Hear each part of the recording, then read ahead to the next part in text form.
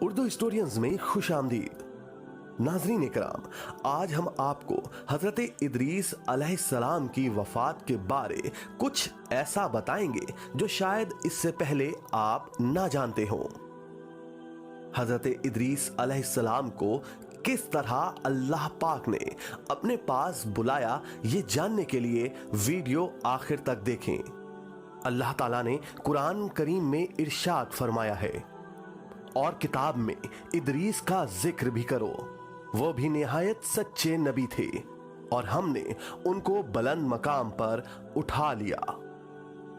اللہ تعالیٰ نے ادریس علیہ السلام کی تعریف فرمائی اور نبوت و صدیقیت کے بلند مقام کے ساتھ ان کو متصف فرمایا، اور انہی کو خنوق کہا گیا ہے، اور ماہرین انساب نے حضور نبی کریم صلی اللہ علیہ وآلہ وسلم کے سلسلہ نسب میں ان کا ذکر کیا ہے۔ حضرت آدم اور شیس علیہ السلام کے بعد سب سے پہلے ان کو نبوت سے سرفراز فرمایا گیا۔ ناظرین اکرام، ویڈیو میں آگے بڑھنے سے پہلے چینل کو سبسکرائب کر کے بیل کا آئیکن پریس کریں تاکہ آپ کو آنے والی ہر ویڈیو کا نوٹیفیکیشن ملتا رہے۔ ناظرین اکرام، حضرت ابن عباس رضی اللہ تعالی عنہ نے حضرت کعب سے سوال کیا کہ حضرت ادریس علیہ السلام کے متعلق اللہ کا فرمان وَرَفَعْنَهُ مَكَانًا عَلِيًّا کا کیا مفہوم ہے؟ حضرت کعب رضی اللہ تعالی عنہ نے فرمایا کہ اللہ تعالیٰ نے ادریس علیہ السلام کی طرف وحی کی کہ میں تمام اولاد آدم کے اعمال کے برابر تمہارے اعمال آسمان کی طرف بلند کرتا ہوں، شاید اس وقت کے بنی آدم مراد ہوں گے۔ ادریس علیہ السلام نے چاہا کہ ان کے اعمال میں مزید اضافہ ہو۔ ان کے پاس فرشتوں میں سے ایک دوست فرشتہ آیا، انہوں نے اس سے کہا کہ اللہ تعالیٰ نے فلاں فلاں بات میری طرف وحی کی ہے، آپ ملک الموت سے میرے متعلق بات کر لیں تاکہ میری زندگی کے متعلق معلوم ہو اور میں مزید نیکیاں کر سکوں۔ فرشتے نے انہیں پروں پر اٹھایا اور آسمان کی طرف اوپر چڑھا۔ چوتھے آسمان تک پہنچے تو وہاں موت کے فرشتے سے ملاقات ہوئی، وہ نیچے آ رہا تھا۔ فرشتے نے ملک الموت سے حضرت ادریس علیہ السلام کے متعلق بات کی۔ اس نے کہا کہ ادریس کہاں ہیں؟ فرشتے نے کہا میری پشت پر ہیں۔ ملک الموت نے کہا کہ تعجب ہے، مجھے اس لیے بھیجا گیا تھا کہ میں چوتھے آسمان پر ادریس کی روح قبض کروں، اور میں سوچ رہا تھا کہ میں ان کی روح چوتھے آسمان پر کیسے قبض کروں، وہ تو زمین پر ہے۔ اور پھر اس نے وہاں ادریس علیہ السلام کی روح قبض کر لی۔ اسی کے متعلق فرمانے خداوندی ہے وَرَفَعْنَهُ مَكَانًا عَلِيًّا، اور ہم نے ان کو بلند مقام پر اٹھا لیا۔ دوستو، اسی طرح ابن ابی حاتم نے اس آیت کی تفسیر میں مذکورہ حدیث بیان کی ہے، مگر اس میں سے یہ کہ ادریس علیہ السلام نے فرشتے سے کہا کہ ملک الموت سے پوچھو کہ میری عمر کتنی باقی ہے۔ ملک الموت اس کے پاس ہی تھا۔ اس نے پوچھا کہ اس ادریس کی عمر ابھی کتنی باقی ہے؟ ملک الموت نے کہا کہ میں دیکھ کر ہی بتا سکتا ہوں۔ پھر اس نے دیکھ کر کہا کہ تو نے ایسے شخص کے متعلق پوچھا ہے کہ جس کی عمر آنکھ جھپکنے کے برابر باقی ہے۔ فرشتے نے اپنے پر کے نیچے ادریس علیہ السلام کو دیکھا، ان کی روح قبض ہو چکی تھی اور اس کو کچھ علم نہ تھا۔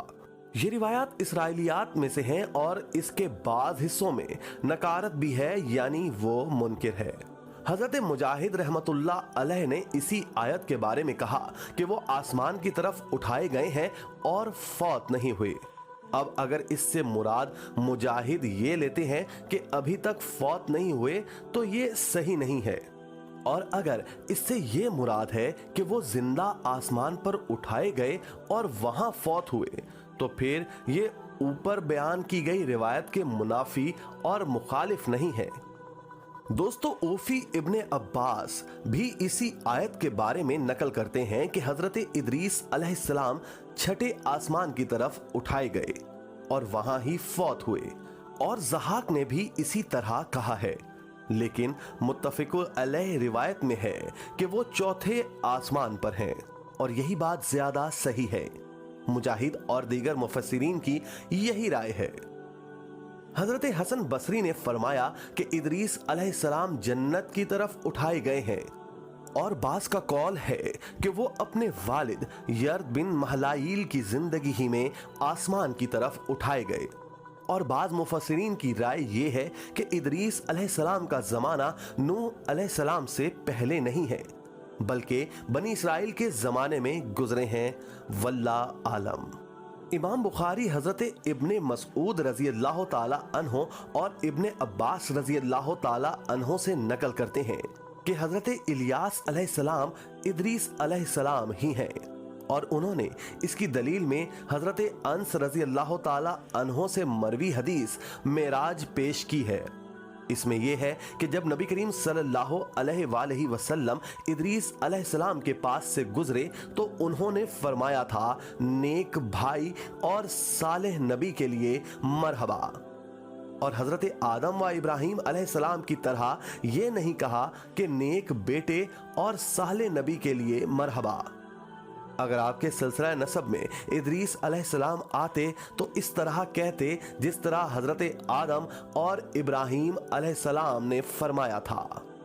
मगर पहले बयान की गई हदीस इनके कौल की तायीद नहीं करती, क्योंकि बाज औकात रावी को ठीक तरह याद नहीं रहता, और ये भी हो सकता है कि भाई का लफ्ज हजरत इदरीस अलैहिस्सलाम ने तवाज़े और इनकसारी के तौर पर कहा हो और अपने आप को वालिद के तौर पर जाहिर ना किया हो। आदम अलैहिस्सलाम तो अबुल बशर थे और इब्राहिम अलैहिस्सलाम खलीलुल्लाह थे, और हजूर सल्लल्लाहु अलैहि वसल्लम के बाद उलुल अज़म रसूलों में से सबसे बड़े थे। इसलिए उनका वालिद की हैसियत से अपने आप को जाहिर करना हजरत इदरीस अलैहिस्सलाम से मुख्तलिफ है। आज की वीडियो में बस इतना ही। उम्मीद है आज की वीडियो से आपको कुछ नया जानने का मौका मिला होगा। अगर वीडियो पसंद आए तो इसको लाइक और शेयर करके अपनी कीमती राय का इजहार कमेंट बॉक्स में जरूर कीजिएगा।